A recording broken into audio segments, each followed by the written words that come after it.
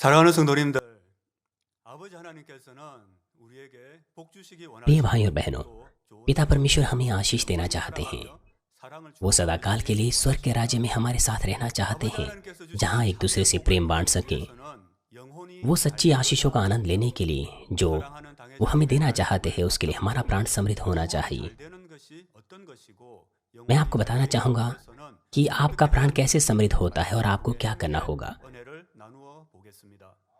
आज का संदेश सीनियर पास्टर के संदेश से लिया गया है।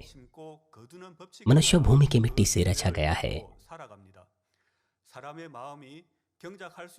मनुष्य का हृदय उसकी भूमि की जुताई की जाती है और मनुष्य अपने हृदय में बीज को बोता है। जो कुछ भी वो अपनी आंखों से देखता और सुनता है, वह हमारे हृदय में ज्ञान और बुद्धि बन जाता है और उसमें हमारी भावनाएं समाहित होती हैं। जो कुछ भी हम अपने हृदय में बोते हैं, वो बीज बढ़कर पेड़ बनता है और फल उत्पन्न करता है। क्योंकि हम अपने हृदय में सत्य और असत्य को बोते हैं और साथ ही हमारे माता पिता की जीवन ऊर्जा से जो हमने पाया है, जो कुछ सीखा, सुना और देखा है और अनुभव किया है, वो सब बातें हमारे हृदय में भावनाओं के साथ बोई जाती हैं। इसलिए सत्य और असत्य हमारे हृदय में मिश्रित होते हैं। उदाहरण के लिए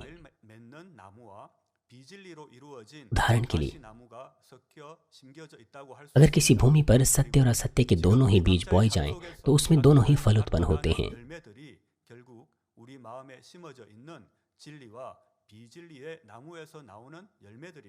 हमारे हृदय में इस प्रकार से सत्य और असत्य दोनों के फलों के बीज बोए जाते हैं। जब हम सत्य का बीज बोते हैं तो हमारे जीवन में सुंदर फल उत्पन्न होते हैं, और जब असत्य का बीज बोया जाता है तो उसमें असत्य के फल उत्पन्न होते हैं। मैं कुछ आपको विशेष उदाहरण देना चाहता हूँ कि कैसे अपने हृदय में आप असत्य को बोते हैं। जब आप कोई फिल्म देखते हैं, उसमें एक दृश्य होता है जहाँ पर मुख्य अदाकर्ता सिगरेट पीता है। क्योंकि आपने उस दृश्य को अपनी आंखों से देखा, वो आपके ज्ञान में, आपकी बुद्धि में, यादाश्त में एकत्र हो जाता है। कुछ लोग सोचते हैं कि धूम्रपान करना बुरी बात है, लेकिन कुछ ऐसे लोग होते हैं जो बड़े उत्साहित हो जाते हैं। वो सोचते हैं कि मैं भी कोशिश करूंगा। अगर वो नकारात्मक सोच के साथ उसे अपनी भावनाओं में एकत्र करते हैं कि नहीं, यह बुरी चीज़ है, तो वह आपके हृदय में एकत्र नहीं होगा। लेकिन अगर आप उत्सुकता से उसे देखते हैं, तो वह धूम्रपान करने का बीज आपके हृदय में बोया जाता है। बीज जब बोया जाता है तो वह अंकुरित होता है और बढ़ता है। उदाहरण के लिए, मान लीजिए आपको कोई धूम्रपान करने को कहता है, तो एक ऐसा वातावरण बन जाता है जहां पर आप धूम्रपान कर सकते हैं। हालांकि अगर आप अपने हृदय से नहीं करना चाहते हैं, लेकिन अगर आप बार बार इस चीज़ को दोहराएंगे तो वह आपकी आदत बन जाती है। और धूम्रपान करने का यह बीज जब बड़ा हो जाता है तो उसका जो फल है वो आपको कैंसर या तरह तरह की बीमारियां हो सकती हैं। फलों को उत्पन्न करने के लिए लोग बीज बोते हैं, एक के बाद एक चीज के लिए कार्य करते हैं। लेकिन अगर आप अच्छा बीज अपने हृदय में बोएंगे, जैसे कि भले कार्य, तो आप सफलता के फलों को उत्पन्न करेंगे। दूसरी तरफ अगर आप बुरा बीज बोते हैं, जैसे कि सुस्ती तो आप उसी का फल काटेंगे। असत्य का जो फल है वो है बीमारियां, आर्थिक समस्याएं, दुर्घटनाएं और इत्यादि। अपने हृदय में बीज बोने के अगर हम उदाहरण को देखें, अगर आपने इस प्रचार को सुना है कि सबत को पवित्र मानो, अगर आप अपना मन बनाएंगे कि आपको चर्च जाना है, अब से रविवार को आराधना करनी है, तो परमेश्वर के वचन का बीज, प्रभु के दिन को पवित्र मानना, वो आपके हृदय में बोया जाता है। और अगर आप रविवार को चर्च जाते हैं, आराधना करते हैं, तो फिर इस वचन का बीज आपके अंदर बोया जाता है, अंकुरित होता है और बढ़ने लग जाता है। और अगर आप हर दिन प्रभु के दिन को पवित्र मानते हैं, तो फिर आपका विश्वास बढ़ेगा, वो बलवंत होगा, फल उत्पन्न करेगा। जैसे कि यशायाह 58 अध्याय 14 पद में लिखा है, तू तो यहोवा के कारण सुखी होगा और मैं तुझे देश के ऊंचे स्थानों पर चलने दूंगा। मैं तेरे मूल पुरुष याकूब के भाग की उपज में से तुझे खिलाऊंगा, क्योंकि यहोवा ही के मुख से यह वचन निकला है। आप आनंद पाएंगे, आप सुरक्षा पाएंगे और परमेश्वर की आशीषें प्रभु में प्राप्त करेंगे। दूसरी तरफ क्या होगा? यद्यपि आपने सुसमाचार सुना है कि सबत को पवित्र मानो, लेकिन आप उसे अपने मन में नहीं रखते, बल्कि आप अपने लाभ के पीछे चलते हैं, संसार में जाते हैं। यहाँ पर लिखा है, जैसे कि निर्गमन 31 अध्याय 15 पद में लिखा है, 6 दिन तो तू कामकाज किया जाए, 6 दिन तो कामकाज किया जाए, पर 7वां दिन विश्राम का दिन और यहोवा के लिए पवित्र है। आप यहाँ पर लिखा है कि विश्राम दिन के में कुछ कामकाज करें, वह निश्चय मार डाला जाए। आप मृत्यु का फल काटेंगे, और उसके साथ साथ आपके हृदय में ईर्ष्या, बैर, जलन, क्रोध, तरह तरह की भावनाएं बोई जाएगी। ज्यादातर लोग वो जानते ही नहीं कि उनके हृदय में क्या बोया गया है, क्या वो सत्य है या असत्य है। वो अपना जीवन यह सोचते हुए जीते हैं कि वही सही है, वही धर्मी और उचित और बुद्धिमान है। न्याय के अंतिम दिन उनके फल प्रकट होंगे, अर्थात वो नरक के फलों को प्रकट करेंगे। यदि उन्होंने अपने हृदय में अच्छा ही बीज शुरुआत से बोया होता तो अच्छा होता, परंतु वो नहीं जानते कि जो बीज उनके हृदय में बोया गया है वो सत्य है या असत्य है, क्योंकि उन्होंने वही बोया है अपने हृदय में जो उनकी आंखों को अच्छा लगा। हम अपने हृदय में अपने देखने और कार्य करने के द्वारा, सुनने के द्वारा चीज़ों को बोते हैं और उसी के अनुसार कार्य प्रकट करते हैं। हमें इस संसार में ना केवल बहुतायत के फलों को उत्पन्न करना है, बल्कि उद्धार का फल और स्वर्ग जाना है, और यह प्रक्रिया जुताई होती है। हमारे हृदय में बोए गए असत्य के बीज को हमें जड़ से उखाड़ देना है, ताकि सत्य का बीज अपनी क्रियाओं में प्रकट होकर उस जगह पर बोया जाए। जैसे कि प्रकाशित के 22:14 में लिखा है, धन्य है वे जो अपने वस्त्र धो लेते हैं, क्योंकि उन्हें जीवन के पेड़ के पास आने का अधिकार होगा, और वे फाटकों में से होकर नगर में प्रवेश करेंगे। ये है अपने वस्त्रों को धोने की प्रक्रिया, पवित्र होना, अपने हृदय का खतना करना और पवित्र होना। ये है तरीका जिससे आपका प्राण समृद्ध होता है। क्या किसी मनुष्य के पास पवित्र हृदय हो सकता है? हाँ, हो सकता है। आप पवित्रता की प्रक्रिया को समझें। आप सोचिए, पहला मनुष्य आदम किस प्रकार से रचा गया था। उत्पत्ति 2:7 में लिखा है, और यहोवा परमेश्वर ने आदम को भूमि की मिट्टी से रचा और उसके नथनों में जीवन का श्वास फूंक दिया, और आदम जीवता प्राणी बन गया। परमेश्वर ने मनुष्य को भूमि की मिट्टी से रचा और नथनों में जीवन का श्वास फूंक दिया। जीवन का श्वास नथनों में से आदम में दिया गया। उसके पास आत्मा का हृदय था। यहाँ पर जो अनोखी बात है यहाँ पर वो ये है कि जब आदम जीवता प्राणी था, उस वक्त उसके पास कोई आत्मिक ज्ञान नहीं था, ना तो कोई सत्य था, ना ही कोई असत्य उसके हृदय में बोया गया था। उसकी भूमि, अक्सर जब हम बीज बोते हैं तो हम अच्छी भूमि पर बीज बोते हैं। आदम की हृदय की भूमि बहुत अच्छी थी। आदम के हृदय में वही बोया गया जो कुछ उसने परमेश्वर से सुना था। जब उसने सुसमाचार का अभ्यास किया तो सत्य का फल उत्पन्न हुआ, और वो बहुतायत के फलों को अदन की वाटिका में उत्पन्न कर पाया। परमेश्वर ने आदम को आशीष दी। आदम परमेश्वर के स्वरूप में रचा गया था। उत्पत्ति 1:28 में लिखा है, परमेश्वर ने उन्हें आशीष दी और उनसे कहा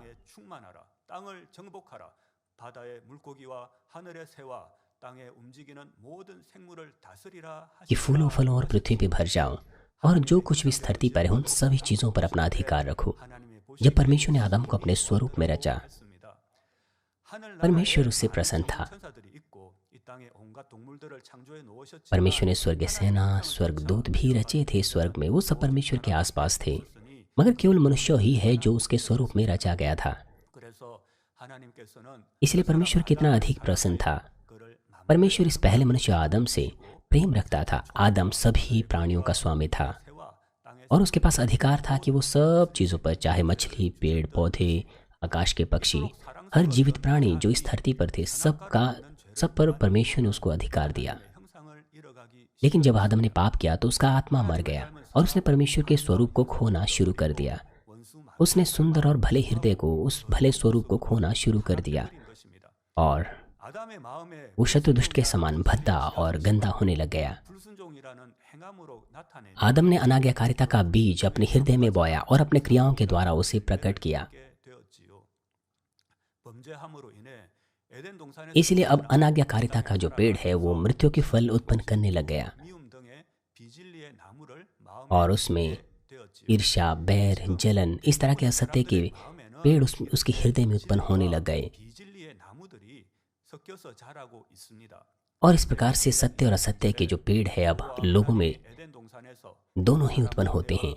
उत्पत्ति जैसे कि 3:23 में लिखा है, 하시니라 하신 말씀 तब यहोवा परमेश्वर ने उसको अदन की वाटिका में से निकाल दिया कि उस भूमि पर खेती करे जिसमें से वह निकाला गया था, बनाया गया था। 심으라는 말씀이지요. 하나님께서 처음 उसके अनाज्ञाकारिता की वजह से 생기를 불어 넣으셨을 때에 परमेश्वर 마음으로 범죄하기 ने उसे अदन की वाटिका से निकाल दिया था। अब परमेश्वर चाहता है कि आदम फिर से 하나님의 형상 परमेश्वर के खोए हुए स्वरूप को पुनः प्राप्त करे, जीवित आत्मा बन जाए। 잘 되라는 इसलिए परमेश्वर कह रहा है कि आपका प्राण समृद्ध होना चाहिए। आप अपने हृदय के असत्य को ढूंढे, उसे दूर करें 열매 और आत्मिक प्रेम का 복을 심어 बीज बोएं, जैसे कि पवित्र आत्मा के 9 फल, धन्य वचन, 아니라 모든 아담의 जो ना केवल आदम के ऊपर लागू होता है परंतु आदम के तमाम वंशजों पर, जो कि आप और मैं हूँ। 예수 그리스도를 통해 죽었던 영이 살아나고 마음에 있는 죄악을 버려 잃어버린 하나님의 यीशु मसीह के द्वारा जब मरी हुई आत्मा पुनः जीवित होती हैं और अपने हृदय से जब आप पापों को दूर करते हैं, परमेश्वर के खोए हुए स्वरूप को पुनः प्राप्त करते हैं, जब आपका आत्मा और प्राण 하나님께서 아담에게 पुनः सुरक्षित और पूरा पूरा हो जाता है, तो आप परमेश्वर के स्वरूप को प्राप्त करते हैं, 장에 말씀하신 जैसे कि आदम का था। 하나님의 모든 계명을 지키면 व्यवस्था व विवरण में जैसे कि परमेश्वर कहता है 28 अध्याय में कि अगर आप परमेश्वर की सारी आज्ञाएं मानोगे तो अंदर आते बाहर जाते हुए परमेश्वर आपको आशीष देगा। 속한 권능을 주십니다. परमेश्वर आपको अधिकार देगा कि शत्रु दुष्ट पर अपना अधिकार आप रख सकें, सब बातों पर 펼쳐지는 अपना अधिकार आप रख सकें। 이지요. आप मानवीन की उस सामर्थ्य को देखिए जो मानवीन में प्रकट हुई है। 아버지 पिता परमेश्वर ने हमें उतनी आशीष दी है जितना हमारा प्राण समृद्ध हुआ है। तो फिर हमें क्या करना चाहिए जिससे हमारा प्राण समृद्ध हो? 하나님의 말씀으로 सबसे पहले 속에 죄 हमें पाप में स्वभाव को अपने हृदय में ढूंढना है परमेश्वर के वचन के द्वारा। 자신을 비추어 आपको अपने आप को जांचना चाहिए, अपने हृदय में असत्य को ढूंढना चाहिए परमेश्वर की आज्ञा अनुसार, जो कहता है कि ये कीजिए, ये ना करें, इसे निकाल फेंकें और इसे मानें। 아무리 많은 말씀을 듣고 배워도 आप कितने सारे वचन सुनते और सीखते हैं, 하지 못하면 변화되지 यदि आप अपने आप को वचन से ना ढूंढे तो आप नहीं बदल सकते हैं। सबसे पहले 일이란 행함으로 범죄하는 것을 말하지요.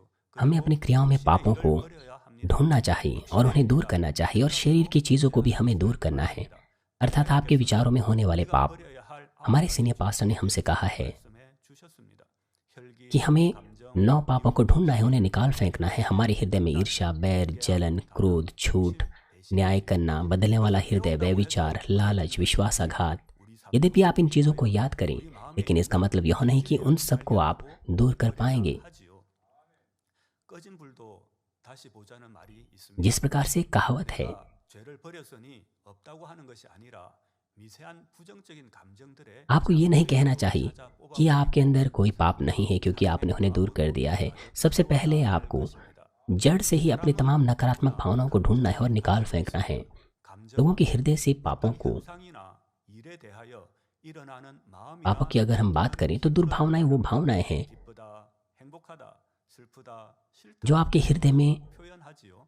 또 어떤 자극에 의해 우리 마음에 떠오르는 심상을 말하기도 합니다.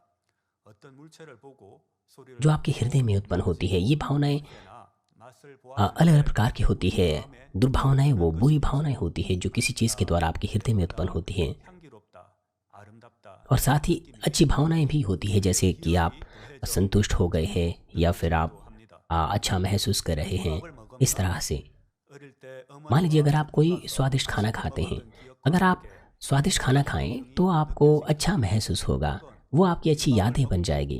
배탈이 났던 अगर आपके पेट में दर्द है किसी भोजन को खाने के बाद, तो फिर आप उसे बैर रखेंगे, उसके बारे में आप नकारात्मक विचार रखेंगे या नकारात्मक भावनाएं रखेंगे। 보고 इसी प्रकार से 사람을 만나고 जब आप चीज़ों को देखते, सुनते, बातें करते हैं या कुछ काम करते हैं, 함께 여러 가지 तो हमारे पास अलग अलग प्रकार की भावनाएं होती हैं, उसमें हमारे एहसास भी सम्माहित होते हैं। 다양해서 200가지 색을 구별할 수 있다고 합니다. मनुष्यों की आंखें 눈으로 물체를 볼 때 흰 अलग अलग रंगों को पहचान सकती हैं। अपनी आंखों से जब हम किसी चीज़ को देखते हैं 색을 볼 수 तो हम अलग अलग प्रकार के रंगों को देख सकते हैं। 가지로 우리 उसी प्रकार से हमारी भावनाएं, 단순한 감정 उसमें ना केवल सामान्य भावनाएं होती है जैसे कि मैं आपसे बैर रखता हूँ या प्रेम रखता हूँ, बल्कि कई प्रकार की जैसे कि आनंद होना, क्रोध होना, कई प्रकार की भावनाएं हमारे अंदर होती हैं। अलग अलग प्रकार की भावनाएं एक साथ भी प्रकट हो सकती हैं। 나타나기도 합니다. 여기서 우리는 포괄적인 의미의 감정과 हमें 우리가 पहचानना 구별하는 चाहिए 9가지 कि कौन सी 죄성질을 दुर्भावनाएं हैं और 가지고 अच्छी भावनाएं हैं, 구별할 수 उन 있어야 नौ 됩니다. पापमय स्वभावों में 이 जिन्हें 둘은 हमें दूर करना है। 부차적으로 살펴보아도 한자가 वो जो दो 다르고 भावनाओं का अर्थ, 어렵습니다. दोनों का अर्थ अलग अलग 포괄적인 होता है। 의미의 감정은 느낄 감자를 써서 희노애락 등 일반적으로 우리가 वो 느끼는 모든 एक 감정을 वो 말하고 संगठित भावनाएं 버려야 जिन्हें 할 हम 10가지 समग्र 죄성의 रूप से महसूस करते हैं, जैसे 섭섭하다, कि आनंद, 불안, ईर्ष्या, 이라는 बैर, 뜻을 가진 जलन या 감자를 써서 कोई 원망하고 एहसास। 성내는 마음, 서운함, लेकिन 불신함, आमतौर पर ईर्ष्या, बैर, 모두 जलन, 죄, क्रोध 육에 ये 속한 सामान्य भावनाएं हैं जो 감정을 हमारे अंदर उत्पन्न 말하지요. होती हैं। 우리 마음에는 어둠에 속한 감정의 잔뿌리들이 ये 있습니다. दुर्भावनाओं के प्रकार है 불의에 속한 जो 감정의 अंधकार से संबंध रखते हैं। 반대로 어이없고 기가 막히는 감정이 ईर्ष्या, 있습니다. 예를 क्रोध से 들어 संबंधित दुर्भावनाओं का अगर मैं उदाहरण दूं, तो आप एक ऐसी उदाहरण के लिए आप किसी ऐसी परिस्थिति का सामना कर सकते हैं जहां आपका क्रोध उत्पन्न हो सकता है। 아이와 함께 놀이공원에 갔는데 아이가 मान लीजिए, 쓰러졌습니다. उदाहरण के लिए 생각한 आप 것과 किसी 다른 रेस्टोरेंट में गए, 감각이 आपने 일어날 때 कुछ खाना ऑर्डर किया लेकिन आपको कुछ और ही खाना दिया गया, 느끼게 되는데 일상생활에서 흔히 느낄 수 있는 तो फिर वहां पर 감정이지요. आपके अंदर दुर्भावनाएं 자신을 उत्पन्न हो सकती 발견하기 हैं। 위해서는 가까운 가족 अपने आप को ढूंढने के लिए हमें देखना चाहिए कि आप किस तरह से महसूस करते हैं और कैसी प्रतिक्रिया देते हैं। जब आप किसी परिस्थिति का सामना करते हैं, चाहे आपके स्कूल में हो, चाहे आपके घर में हो, आप क्रोधित हो सकते हैं। मान लीजिए अगर आपको कोई बुरे नाम से पुकारता है या झूठी गवाही देता है या आपकी गलती को दर्शाता है, तो आप दुखी हो सकते हैं, आप चिढ़ सकते हैं। ये वो भावना है जो आपके मन में उत्पन्न होती हैं कि आप अपने आसपास के लोगों से संतुष्ट नहीं हैं जब चीज़ें आपके अनुसार नहीं चलती हैं। आप लोगों पर दोष लगाते हैं चीज़ों के बारे में, आप चिढ़ जाते हैं, आप दुखी हो जाते हैं अपने आसपास के लोगों से, या फिर आप अपनी बातों में, अपनी क्रियाओं में असंतुष्टि को जाहिर करते हैं। आपकी आंखों का, आपकी मुखाकृति, इन तमाम चीज़ों की अभिव्यक्ति, या फिर आप क्रोधित हो जाते हैं क्योंकि आप अपनी भावनाओं की अभिव्यक्ति को नियंत्रित नहीं कर पाते हैं। इसलिए आप बातों में, अपनी मुखाकृति के द्वारा, अपनी आंखों की अभिव्यक्ति के द्वारा या अपनी क्रियाओं में प्रकट करते हैं। 마음이 예민하여져 평소에는 그냥 넘어갈 수 있는 외부 자극에도 격하게 나오는 반응이지요. 왜 예민해질까요? क्यों आप संवेदन हो जाते हैं इन चीज़ों के बारे में? 않고 조급해질 때 आप इन चीज़ों के बारे में संवेदन इसीलिए होते हैं क्योंकि जब आप चिढ़ जाते हैं या किसी चीज़ से असंतुष्ट होते हैं या जब आप वो चीज़ें नहीं मिल पाती हैं जो आप चाहते हैं, तो आपको उन चीज़ों के बारे में क्रोध आता है। कभी कभार तो आपको क्रोध के मौसम के बारे में भी क्रोध आ जाता है कि क्यों इतनी गर्मी है। अक्सर आप इस तरह से हो जाते हैं। अगर आप इस तरह से संवेदन हो जाते हैं तो फिर यहाँ तक कि घड़ी की सुई की आवाज़ भी आपको बुरी लग सकती है। जब मौसम बहुत गर्म होता है तब भी आप दुखी हो सकते हैं, उसके बारे में नाराज़ हो सकते हैं कि आज मौसम क्यों इतना गर्म है।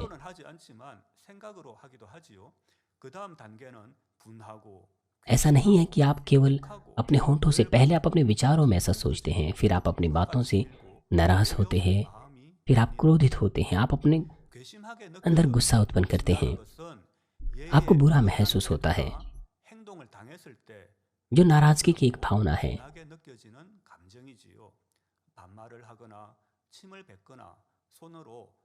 ये वो भावनाएं हो सकती है जब आपके अंदर वो तब उत्पन्न होते हैं जब आपके साथ अनुचित व्यवहार होता है। मान लीजिए आपको दर्शाना या आपके ऊपर किसी ने थूक दिया है, इस तरह का व्यवहार जब आपके साथ किया जाता है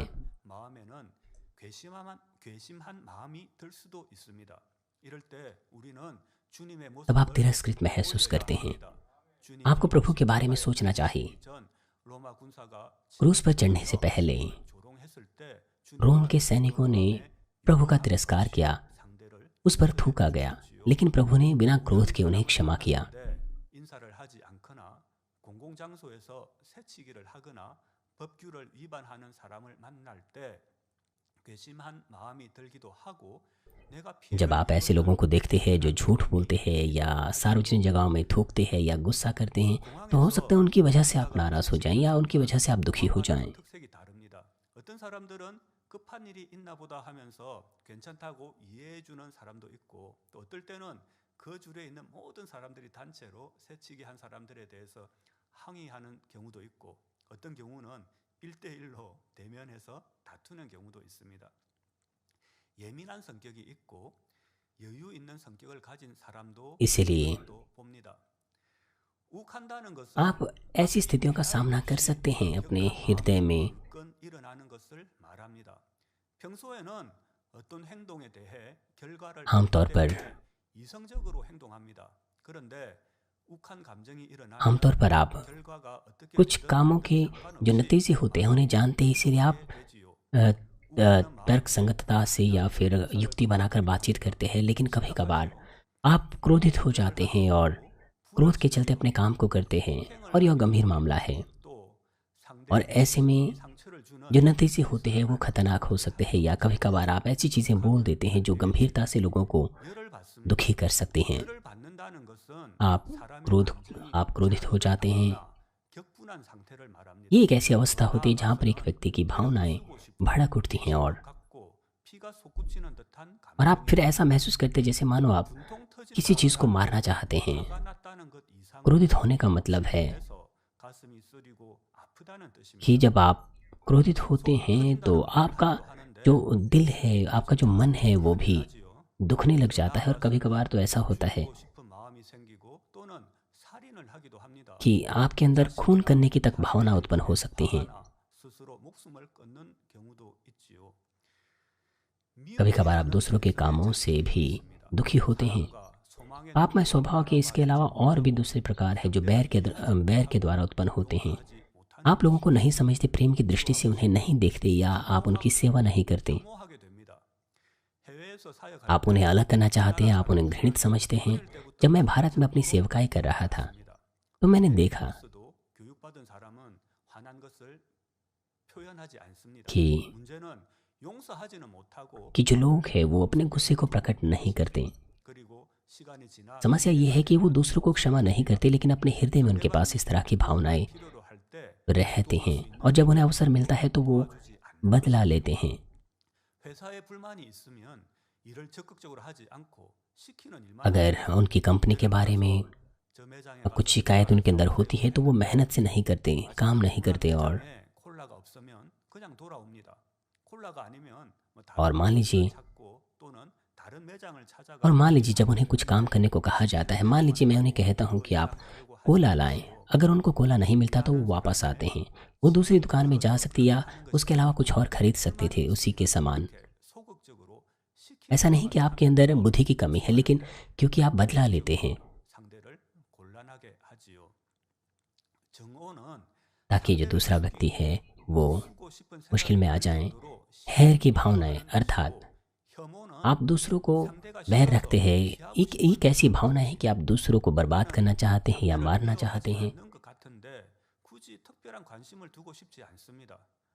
만나고 싶지 अगर आप किसी से बैर रखते हैं तो फिर आप उसकी बातों पर ध्यान नहीं देते, 내가 상대를 आप उससे मिलना नहीं चाहते, आप उसे नज़रअंदाज करने की कोशिश करते हैं। आपको सोचना है कि कहीं आप तो किसी से बैर नहीं रखते। 느껴지는 감정이 आप असुविधाजनक महसूस करते हैं, टकराव महसूस करते हैं। 상대가 싫고 ये सब बैर के चलते हैं। 주고 무시하는 태도이지요. 교만하여져 남을 낮추어 보고 तिरस्कार करना वो भावनाएं हैं या अवमानना वो भावनाएं हैं 내 말을 들으라 जिसके द्वारा आप दूसरों को नीचा समझते हैं, घृणित दृष्टि से उन्हें देखते हैं। आप दूसरों को 하면서 सुनना नहीं चाहते, आप उन्हें इनकार करते हैं 무시하고 और इसके साथ साथ आप आलोचना करते हैं 역겹다는 और न्याय और निंदा करते हैं उनकी क्रियाओं की। 말입니다.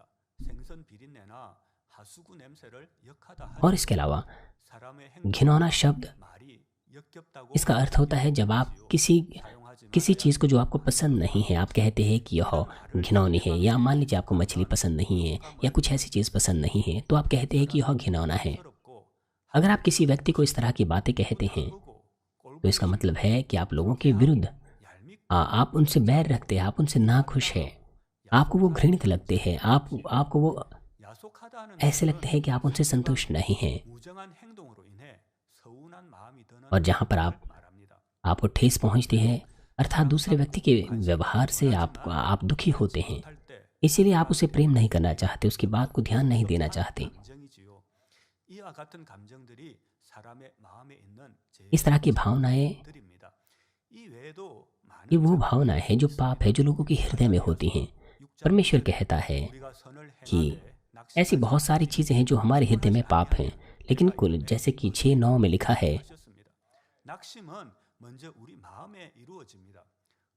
कि हम लगातार संघर्ष करते रहें तो हम उचित समय में काटेंगे अगर हम ना थकें, हम निरंतर प्रयासरत रहें। जब भी हम निरुत्साह होते हैं, जब निरुत्साह का बीज आपके हृदय में बोया जाता है, आपको ऐसा महसूस हो सकता है कि मैं क्यों इस तरह की मुश्किल में हूँ। निरुत्साह का बीज जब इस तरह से बढ़ता जाता है तो आप उसे प्रकट भी करते हैं, और निरुत्साह जब बढ़ता है तो वह आपकी क्रियाओं में भी प्रकट होता है। आपका भलाई और प्रेम ठंडा पड़ जाता है। जब आप दूसरों से व्यवहार करते हैं तो आपको अपने आप को जांचना चाहिए कि किस तरह की भावनाएं आपके पास है, अर्थात आपको अपना मूल्यांकन करना चाहिए कि क्या अपनी संतुष्टि के लिए आप भलाई करते हैं या फिर आप इसीलिए भलाई करते हैं क्योंकि आप दूसरे से प्रेम करते हैं। आपको अपने हृदय से भलाई करनी चाहिए, जो आशा के साथ और धन्यवाद के साथ होता है। जब आप इन पापों की जड़ों को दूर ना करें, अपने हृदय में आप उन्हें दबाए रखें, तो किसी ना किसी दिन वो चीज़ें आपके हृदय से फूट पड़ेगी। और ऐसा कहा जाता है कि अंतर्मुखी व्यक्ति वो ज़्यादा खतरनाक है जब उसका क्रोध फूट पड़ता है। इस कलीसिया में, हमारी मसीह जीवन में हमने इस तरह की चीज़ों को देखा है, लेकिन हमारी कलीसिया के लोगों ने जड़ से ही उन चीज़ों को, उन बीजों को उखाड़ फेंका है और प्रेम और भलाई को आपने उसके बदले बोया है। सिनेपास ने कहा है कि हम अपने हृदय में दुर्भावनाएं ना रखें, जड़ से ही उन्हें उखाड़ फेंकें। वो हमें जीवन के वचन के द्वारा सिखाते हैं ताकि हम अपने पापों को ढूंढें और बुराई को दूर कर सके अपने पापमय स्वभाव से। वो आपको अलग अलग चिन्ह और चमत्कार दिखाते हैं और साथ ही उन्होंने आपको सिखाया भी है कि हम प्राण देने तक अपने पापों को दूर करें। और उन्होंने इस तरह से स्वर्ग की आशा के साथ मानवीन की अगुवाई की है। ये कितनी अधिक आशीष है कि हम अपना मसीह जीवन मानवीन सेंट्रल चर्च में जी रहे हैं, इस तरह की शिक्षाओं के साथ जिसके द्वारा हम अपने हृदय को पवित्र करते हैं। हमारे पास भलाई का प्रेम, भलाई का हृदय, प्रेम का हृदय होना चाहिए, चाहे हम किसी से भी क्यों ना मिले। हमारा हृदय हमेशा ऐसी भावनाओं से भरा होना चाहिए जो उत्साह की भावना है, खुशी, प्रेम की भावनाएं हैं, भलाई की भावनाएं हैं।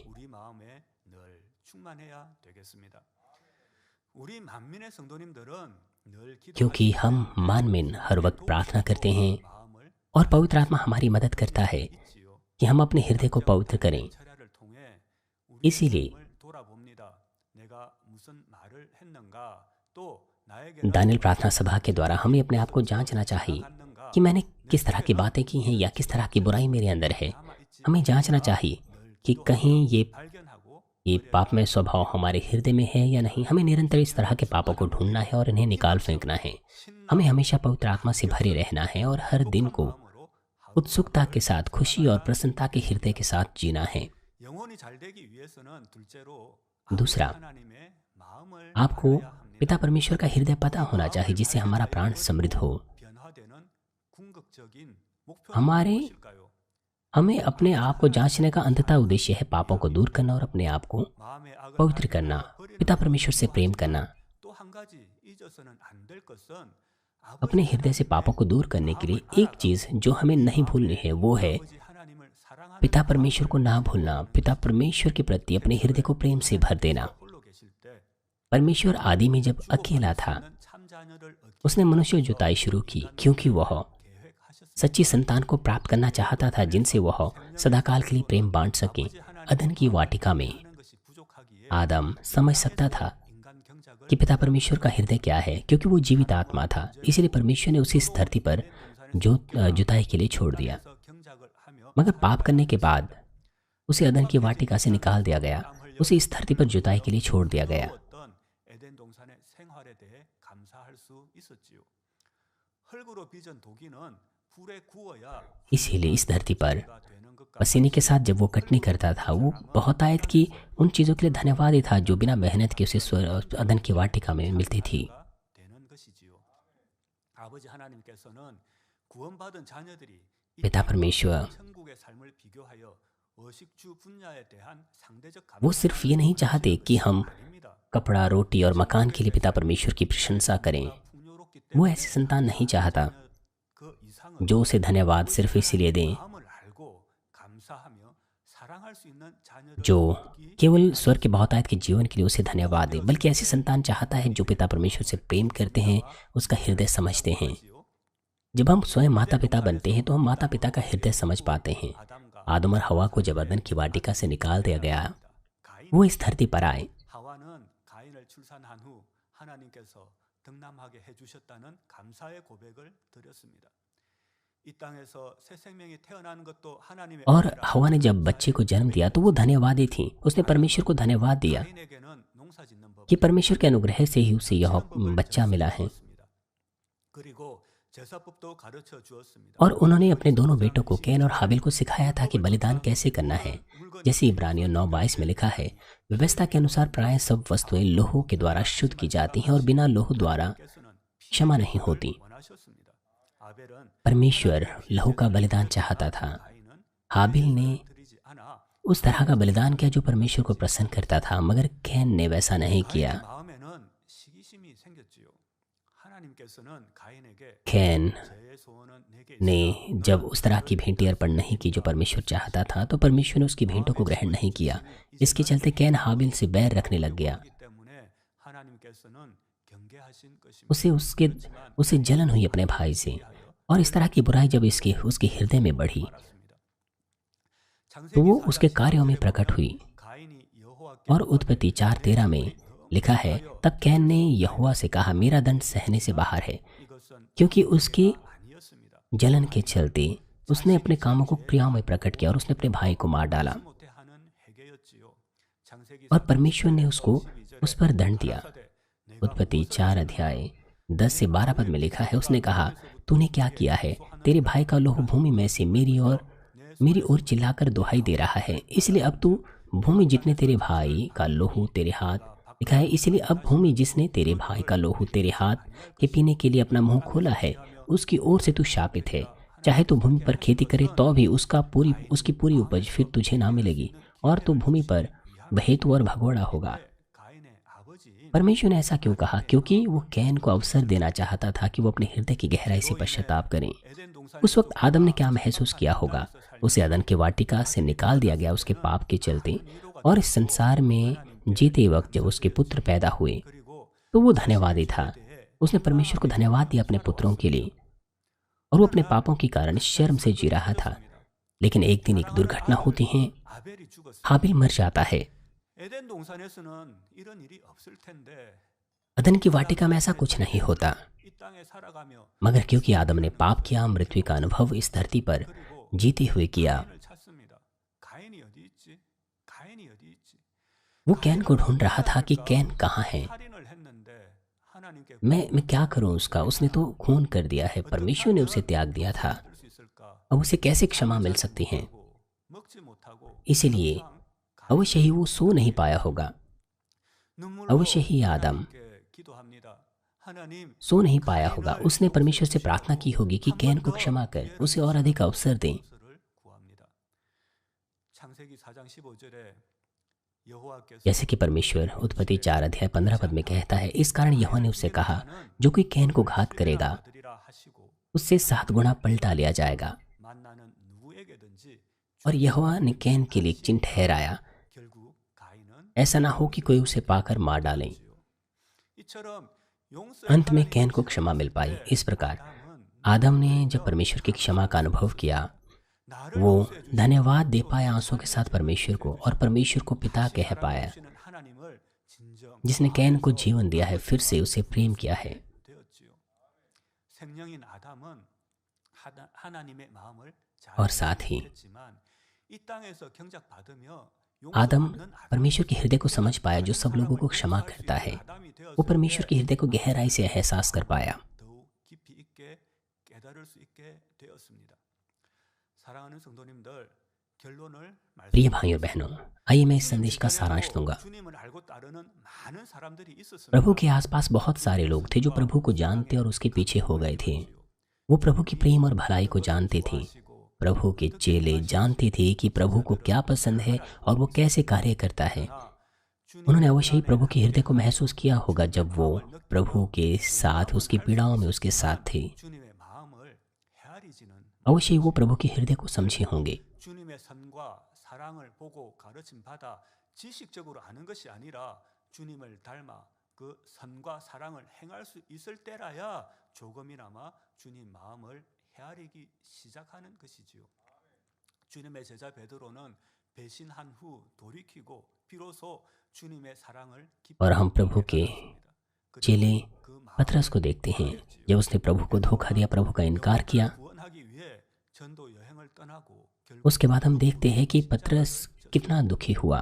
아버지 하나님은 वो इतना प्रभु के लिए इतना दुखी हुआ 마음을 공감해 주는 자녀 कि 여기서 더 나아가 बाद में उसने अपना जीवन भी प्रभु के लिए बलिदान कर दिया और उसने 우리가 깨달아야 क्रूस पर लटकने के लिए जो मांग की कि वह क्रूस पर उल्टा लटकाया जाए। 하나님의 자녀들이 진리 가운데 살지 못할 때 परमेश्वर के संतान जब सत्य में निवास करते हैं, 건강을 가리는 जब वो कुछ काम करते हैं जो परमेश्वर की महिमा के विरुद्ध होता है, ये कहते हुए कि वो परमेश्वर पर विश्वास करते हैं, 된 우리는 ऐसे में पिता परमेश्वर को कितना अधिक दर्द होता होगा। हालांकि परमेश्वर के संतान को पिता की इच्छा अनुसार जीना चाहिए और सत्य में जीकर उसके स्वरूप में ढल जाना चाहिए, लेकिन अगर आप कुछ ऐसा करते हैं जिसे शत्रु दुष्ट प्रसन्न होता है, जिसे पिता परमेश्वर सबसे अधिक घृणा करते हैं, 목을 향해 तो फिर यह कितना दुखद होगा। यह परमेश्वर के लिए कितना दुखद होगा जो अपने संतान को 이런 아버지의 마음을 इस तरह के पापों को करते हुए देखता है, स्वर्ग से दूर होते हुए देखता है। 모세 선지자는 प्रेरित पौलुस, 32장 32절에 그러나 합의하시면 이제 हम जानते हैं कि उसका पिता परमेश्वर के प्रति हृदय किस प्रकार का था और साथ ही मूसा का भी, जैसे कि वह निर्गमन 32:32 में कहता है, तो भी अब तू उनका पाप क्षमा कर, नहीं तो अपनी लिखी हुई पुस्तक में से मेरा नाम काट दें। और प्रेरित पौलुस भी रोमियो 9:3 में कहता है, क्योंकि मैं यहाँ तक चाहता था कि अपने भाइयों के लिए जो शरीर के भाव से मेरे कुटुंबी है, आप मसीह से शापित हो जाता। 모세 선지자와 사도 바울은 아버지 하나님의 마음을 भविष्यद्वक्ता मूसा और प्रेरित पौलुस, 자신들의 वो पिता परमेश्वर के हृदय को समझते थे। वो दोनों ही 간구하는 आत्माओं के उद्धार के लिए प्रार्थना करते थे, 강회장님께서 자문 강해를 चाहे उन्हें अपना जीवन ही क्यों ना बलिदान करना पड़े। आइए मैं हमारे सीनियर पास्टर का अंगीकार पढ़ना चाहता हूँ, 마음도 그렇습니다. जिन्होंने नीतिवचन की पुस्तक में से हमें बताया। उन्होंने कहा कि मेरा हृदय भी ऐसा ही है। मैं उन आत्माओं के बारे में सोचता हूँ जो प्रभु के आने पर उद्धार प्राप्त कर पाएगी। मैं उनकी वजह से सो नहीं पाता। उन्होंने विश्व मिशन के लिए, लोकल और स्थानीय सुसमाचार के लिए प्रार्थना की 한 우리 성도들 중에 하나라도 और साथ ही वो कहते हैं कि 않고 सबसे खरी प्रार्थना वो करते हैं कि हमारी कलीसिया के लोग उद्धार प्राप्त करें। 내 마음을 깊게 헤아리시는 사랑하는 ये हमारे प्रिय सीनियर पास्टर का हृदय है, जो हमारे पिता परमेश्वर के हृदय को समझते हैं। 아버지 하나님의 마음을 हम अपना मसीह जीवन इस बहुमूल्य कलीसिया में जी रहे हैं, 젊은 남녀가 있었을 इसीलिए हमें और भी अधिक पिता परमेश्वर के हृदय के सदृश बनना चाहिए। 하고 약속의 반지를 나누었습니다. 커플링을 했겠지요. एक जोड़ा है जिन्होंने एक दूसरे से विवाह करने की प्रतिज्ञा की, वादा किया 하게 되었습니다. 눈물로 헤어진 और 꼭 다시 돌아올 उन्होंने मंगनी की, लेकिन उसी दौरान युद्ध शुरू हो गया 끝났지만 और उस व्यक्ति को युद्ध में जाना पड़ा। और उस व्यक्ति ने अपनी मंगेतर से कहा कि आप मेरा इंतज़ार करना। 소식이 없죠. 기다리다 지쳐 이 여자가 반지를 뺐는지 아니면 끝까지 기다렸는지 알 수 없습니다. 우리 मैं नहीं 주님도 जानता उसके बारे में कि उसका क्या हुआ है। मैं नहीं जानता कि वो महिला इंतज़ार कर रही है या नहीं। 데리러 오신다는 약속의 반지 हमारे प्रभु ने भी हमें इसी तरह की अंगूठी दी है, एक प्रतिज्ञा दी है कि वो हमें वापस ले जाएगा। उसने उस तरह की अंगूठी हमें दी है, उस तरह का निमंत्रण उसने हमें दिया है नई यरूशलेम के लिए। 쓰시지요. हमारा प्रभु नहीं बदला है, उसके पास सामर्थ्य है, वो योग्य है कि वो अपनी प्रतिज्ञा को पूरी करेगा। 유효합니다. आपको भी वो अंगूठी दी गई है 혹시 자신을 और हमारे पास निमंत्रण भी है प्रभु से। 선과 사랑의 마음을 हमें अपने जीवन को जांचना है, अपने पापों को दूर करना है 영원히 잘 और अपने 아버지 하나님의 깊은 마음을 헤아리며 और अपने प्राण को पवित्र करना है। जब हमारा प्राण समृद्ध होता है 이름으로 기원드립니다. 들으신 말씀 참고하시며 함께 기도하시겠습니다. आइए हम साथ मिलकर प्रार्थना करेंगे आज के संदेश पर सोचते हुए। 우리가 목자를 사랑한다 하지만 그 얼마나 마음을 헤아리고 있는지요. 그 마음을 깊이 있게 헤아리기 원합니다. 그리고 또 우리 마음이 턱도 변화되어서 아버지 하나님이 기뻐하시는 참 자녀로 신속하게 나오기 원합니다. 아버지 감사드립니다. 예수 그리스도의 이름으로 기도하옵나이다. 아멘. 만면 찬양 아멘। 64장 आइए मानव स्तुति करेंगे साथ मिलकर। 귀하신 헌금을 드리시겠습니다.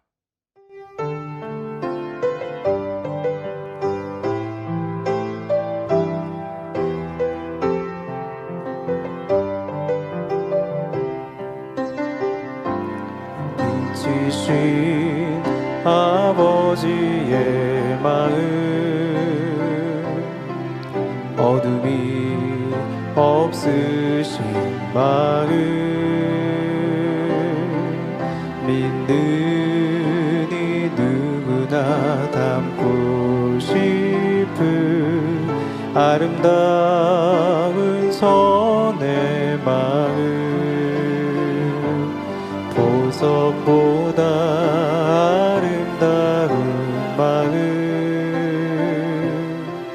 어둠이 없으신 마음 믿는 이 누구나 갖고 싶은 아름다운 선의 마음 아버지 양이 나요 주님의 양이 나요 곱고 아름다운 선의 향기 내게도 이루어지길 원해요 내게도 이루어지길 깨끗하고 사랑스러운 마음 모두에게 베푸는 마음 믿는 이 누구나 이루고 싶은 아름다운 선의 마음 아버지 양이 나요 주님의 향이 나요 곱고 아름다운 선의 향기 내게도 이루어지길 원해요 내게도 이루어지길 드리신 헌금을 위해서 김상현 목사님께서 기도해 주시겠습니다. 아버지 하나님 11조 드립니다. भेंटों के लिए प्रार्थना की जाएगी। पिता परमेश्वर हमने दशमांश दिया है, धन्यवाद की भेंटें दान मदद के लिए और मिशन के कार्यों के लिए दिया है और हमने भवन निर्माण के लिए दिया है विशेष वाचा की उभरती हुई भेंटें।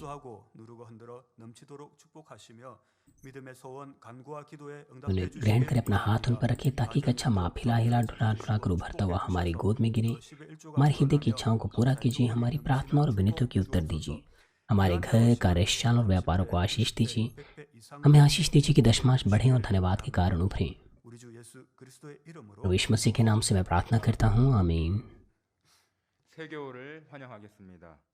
김안젤라 집사님께서 인도해 주신 곽효식 성도님. नए विश्वासियों का स्वागत किया जाएगा।